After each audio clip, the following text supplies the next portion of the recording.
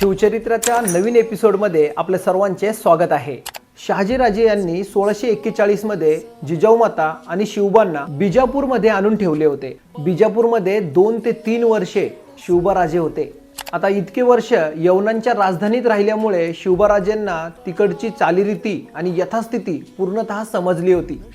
शिवाजी महाराजांचं वर्णन सांगतो। शिवाजी महाराज हे खूप चपळ होते, बळकट होते, दिसायला एकदम देखणे होते।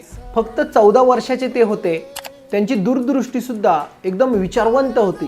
बिजापूरमध्ये गेल्यानंतर शिवाजी महाराजांचा एक छंद होता की हाती, घोडे, तोफ, तलवारे, नाना प्रकारच्या कारखान्यांची माहिती मिळवणे। या छंदामुळे शिवाजी महाराज खूप प्रचलित झाले होते। शिवाजी महाराज फक्त 14 वर्षाचे असताना सुद्धा ते शहाण्या माणसांमध्ये, थोर व्यक्तींमध्ये राहायचे, त्यांच्याकडून माहिती गोळा करायचे। हलकट माणसांच्या सावलीसही महाराज थांबत नव्हते।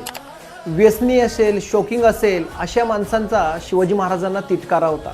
शहाजी महाराजांचे सगळ्यात जवळचे मित्र मुरारपंत, जगदेव हे शिवाजी महाराजांकडे बघतच राहायचे।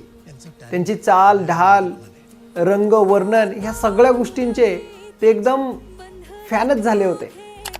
एके दिवशी मुरारपंताने आदिलशाहीच्या समोर खूप सारी तारीफ शिवाजी महाराजांची केली।